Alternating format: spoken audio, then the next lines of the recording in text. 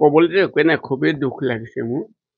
কাৰণ জুবিনৰ যিখিনি গায় মই হয়তো বহুত গানেই গোৱালোঁ দেই, আৰু মই ষ্টেজত উঠিলেও কয় যে বিপুল দা মোৰ গুৰু হয়, সেইটো বহুত ডাঙৰ কথা।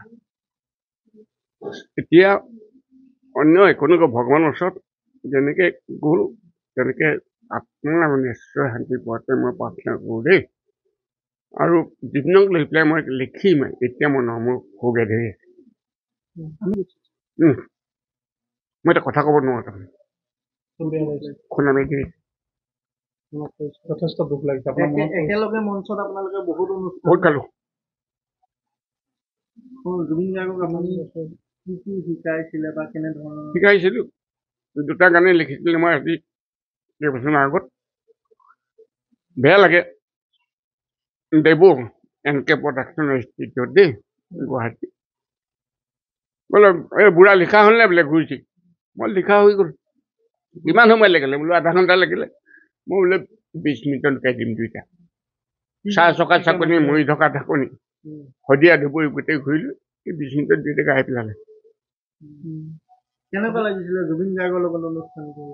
অলপ বেয়া লগা বুলি ক'ব নোৱাৰি দেই। কেতিয়া লগ পাইছিলে? সেই পোৱা আজি 2 বছৰমান হৈ গ'ল।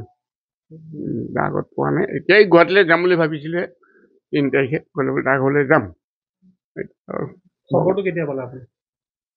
এই ঢেৰ ফোন কৰি আছে, যেতিয়া কৰি আছে। তাৰপৰা টিভি খুলি দিলোঁ, ওলাই গ'ল। আপোনাৰ বিশ্বাস হৈছিলে নে প্ৰথমতে? বিশ্বাস হোৱা নাছিলে।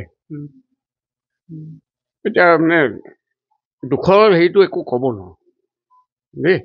মনলৈ কি কেনেকুৱা স্মৃতি মনলৈ আহিছিলে? আপোনালোকক যথেষ্ট ধেমালি কৰিছিলে। ধেমালি কৰিছিলে।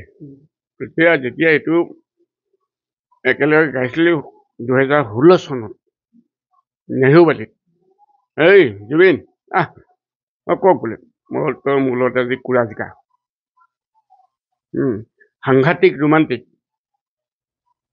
ওঠ ঠাণ্ডা লিপষ্টিক, তিনিআলিত মুখে পৰা মাৰি দিলা চকু টিপি মূলত বৰ ধুনীয়াকৈ গাইছে দেই। সেইবোৰ দেখিলে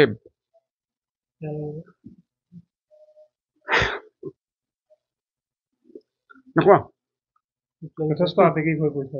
জুবিন গাৰ্গক মিলিবই নোৱাৰো, এইটো নহয়।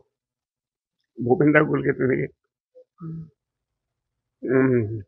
গ'ল, আমিও যাম, যাবই লাগিব। এনেকৈ আকস্মিকভাৱে গুচি গ'ল, ছিংগাপুৰত অনুষ্ঠান কৰিবলৈহে গৈছিলে।